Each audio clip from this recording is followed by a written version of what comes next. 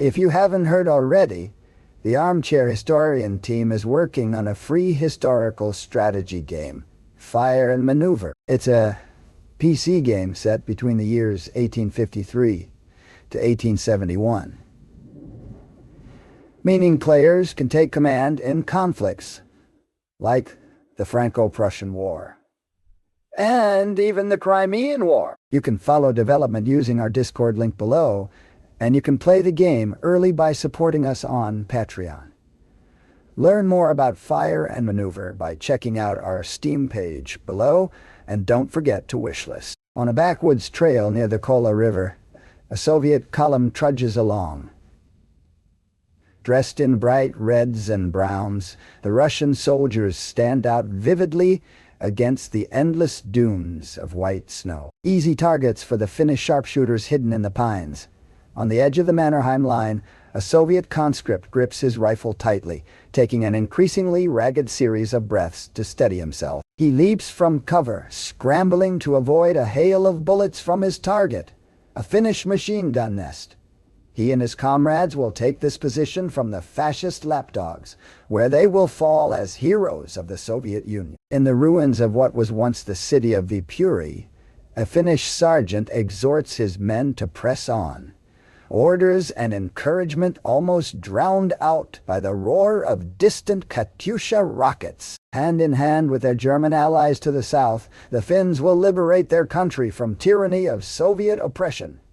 I'm Griffin Johnson, the Armchair Historian. When one thinks of the Eastern Front of the Second World War, images of conflict between the ideological juggernauts of Nazi Germany and the Soviet Union spring to mind. While a critical component of the Second World War, there was another key conflict that took place in the background of the early war years: the Winter War between the Soviet Union and Finland. After breaking away from the Russian Empire in 1917, Finland experienced a civil war which saw anti-communists win control of the new nation. The Soviet Union, who had backed Finland's communist faction, looked hungrily on the former territory of their imperial forebears and planned an invasion. In this latest episode of our Versus series, we will compare the infantry of the Soviet Union and the nation of Finland, starting in the time of the Winter War and ending in the Continuation War,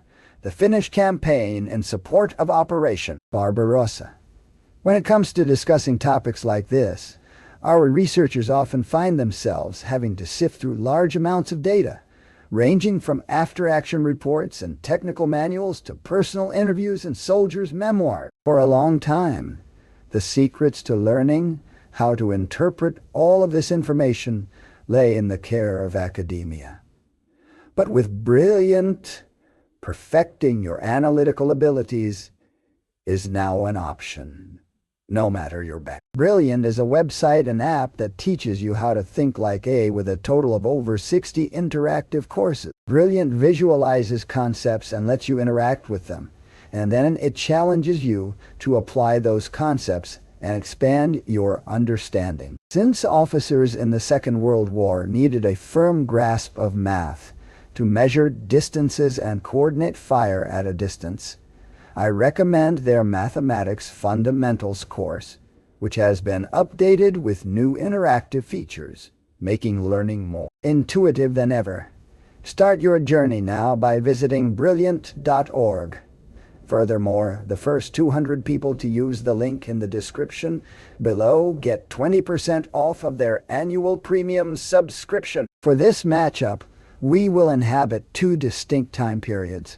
Our first two matches will occur during the time of the Winter War, which was fought from November 1939 to March 1940. Our final battle will take place during the Continuation War, from June 1941 to September 1944. These battles are based on Soviet and Finnish squad tactics and equipment. However, we will be discounting heavy equipment such as armored vehicles. And while the use of artillery may be woven into the narrative of the engagements, it will not be a deciding factor. As always, these combat encounters are fictional and represent our opinion based on our research and perspective. With that, it's time to button up and join the action in Finland, 1940. The Soviet infantry can't help but feel an odd sense of comfort as they march along a rough-hewn forest trail. The smooth white dunes, the familiar chill in the breeze, a rhythmic crunching beneath their boots. It almost feels like home, but their reverie is interrupted by a thunderous crack. It's an ambush. The Soviets scramble as another shot clips the squad leader. The sergeant falls, grasping at his arm. He's winged but still in the fight. Hidden among the trees, a squad of Finnish infantry fire a ragged volley with their M27 rifles, a staccato chorus of reports echoing through the trees. The Soviets dive into the drainage ditches alongside the trail, clearing their rifles for action. One brave soul cautiously leans out of cover, Mosin again poised to fire on the first Finn he sees. But a Finn sees him first. 2 Soviets down, 9 to go. The sergeant orders covering fire while their DP-28 is set up. If they play their cards right, they can leapfrog away from the trail and into the other side of the trees. The Soviets fire wildly, sending an endless stream of shots towards the trees. Their shots splinter wood and churn slush, succeeding in stalling the Finns for a moment. And that's all the time they need. The assistant machine gunner slaps an ammunition tray onto the DP, giving his comrade a quick tap on the shoulder. And with a high-pitched chug, like a typewriter, the Soviet machine gun opens fire as the DP sends a stream of bullets into the thick forest canopy. The Soviet infantry break cover to pull back toward the safety of the trees behind them.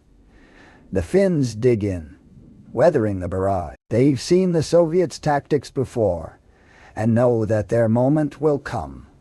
The sergeant calls to his men, and they take cover among the snowdrifts to lay down cover with their Mosin. As the DP gunner and his assistant rush to catch up with their comrades, a group of Finns sortie from the trees, skiing into position behind a low stone wall. One brings up his KP-31 submachine gun, racking it around from his impressive 71-round drum magazine before sending out a wide spray, firing his compact SMG like a squad support weapon. The wild fusillade sends the 2-man Soviet LMG team scrambling, keeping their heads down as they desperately try to cover distance as their Finnish enemies and Soviet comrades exchange fire. Lucky shots down a pair of Finnish riflemen, and the Finnish squad leader signals his men to advance.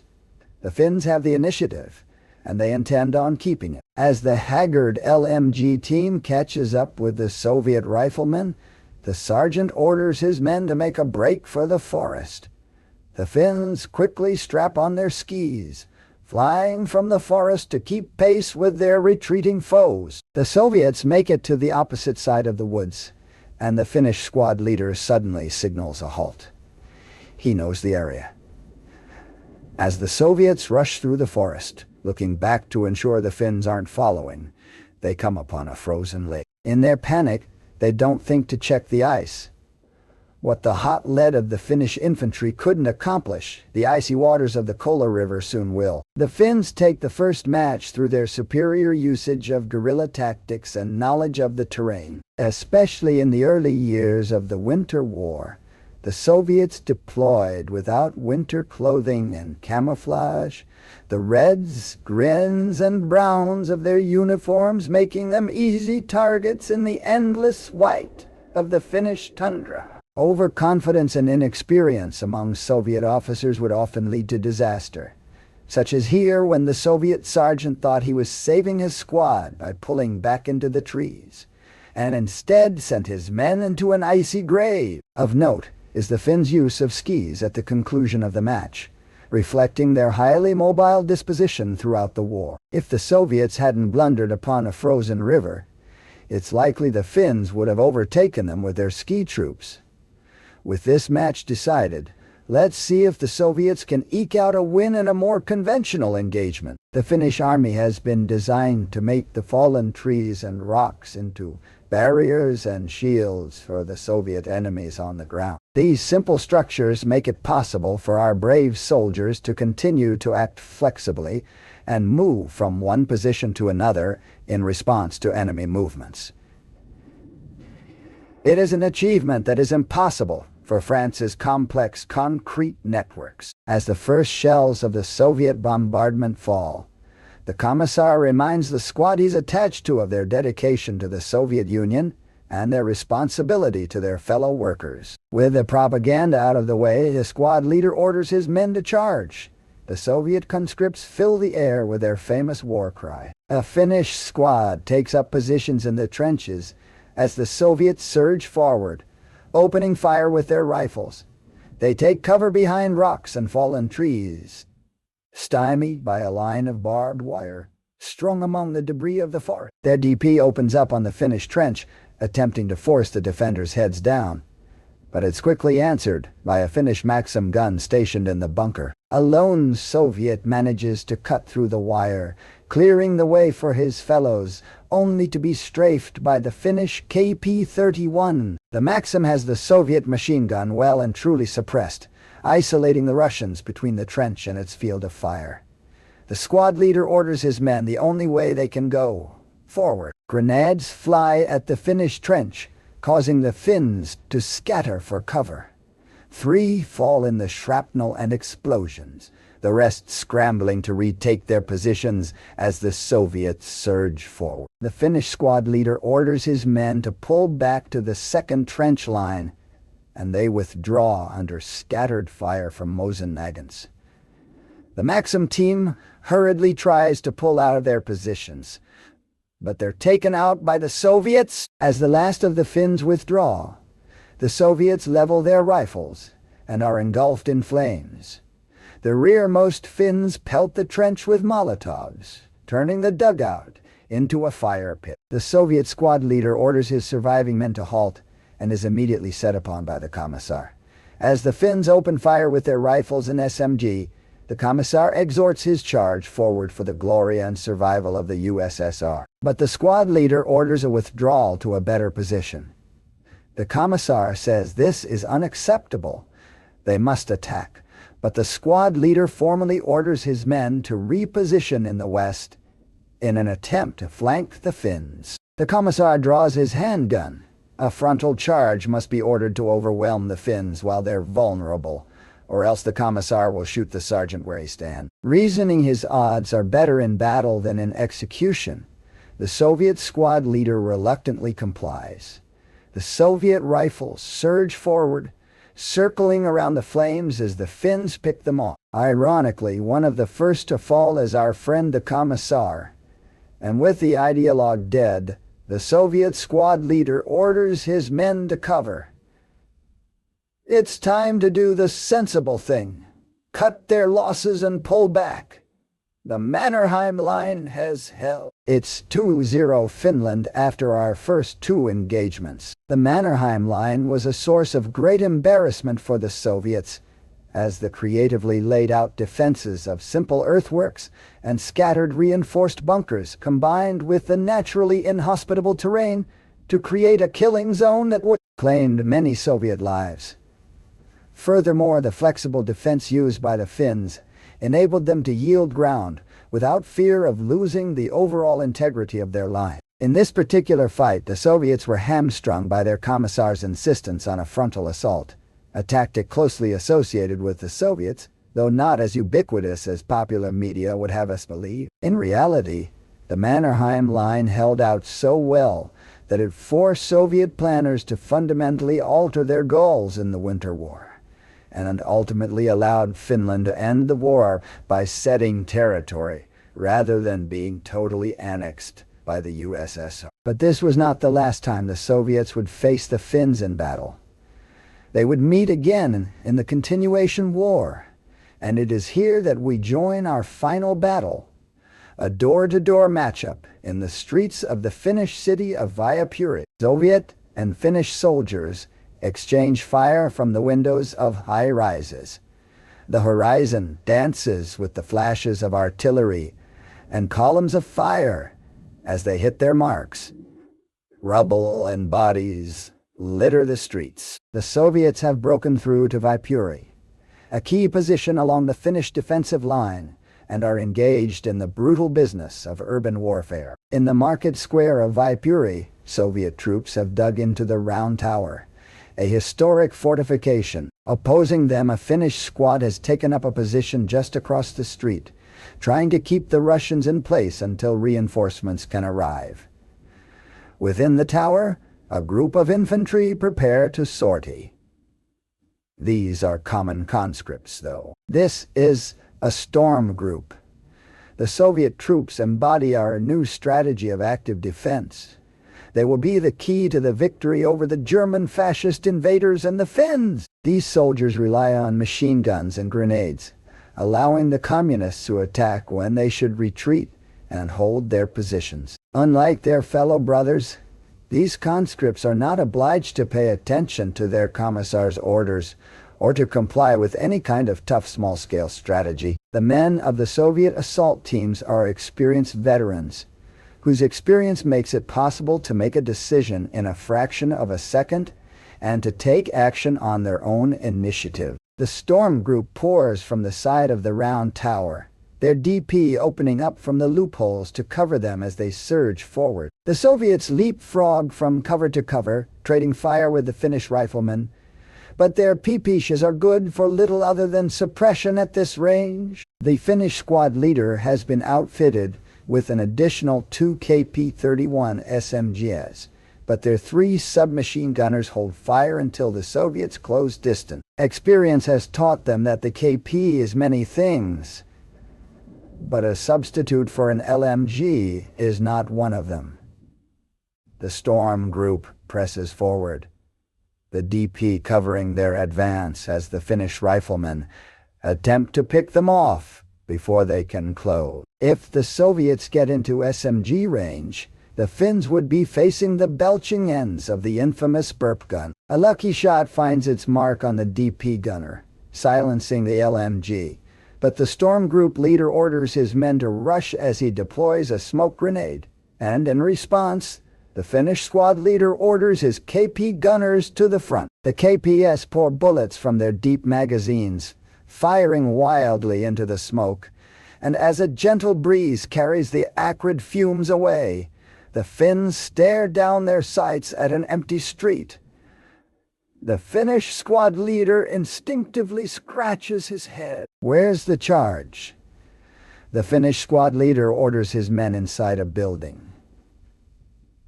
Better to dig in one of the apartment blocks than face an enemy you can't see. The Finns pull into the nearest building, gathering in the lobby to strategize. The squad leader will take 2 men to secure the second floor and provide overwatch, while the assistant squad leader and the rest of the squad maintain security downstairs. The 3 inch up the stairs, reaching the first apartment to find some very bewildered rats. As the 3 Finns fan out, the squad leader wonders if the storm group made a break for it. He hears them below. He signals the 2 riflemen with him, and they take cover behind overturned furniture, weapons leveled at the door. Someone's coming up. The door inches open. A stick grenade tumbles into the room. When his vision clears, the business end of a PPSh is leveled right between his eyes. The Soviets take our final match of our trio of battles, bringing the overall score to 2-1 Finland. Though they gave urban warfare little thought in their initial tactical manuals, the Soviets quickly became experts in the subject following their hard-won victories at Stalingrad and elsewhere, where the concept of the storm group was developed and tested. It is this experience that gave them the edge in the streets of Viipuri, leaving the Finns no hope to match Soviet tenacity and experience in this challenging battlefield. But while the Soviets proved dominant in an urban setting, overall it is the Finns who we believe fielded the superior squad. The Finns' highly maneuverable units enabled them to ski circles around the Russians, fighting equally well as guerrilla infantry or flexible defenders of the Mannerheim line. Do you agree with our assessment? Let us know in the comments, along with any suggestions you might have for future matchups.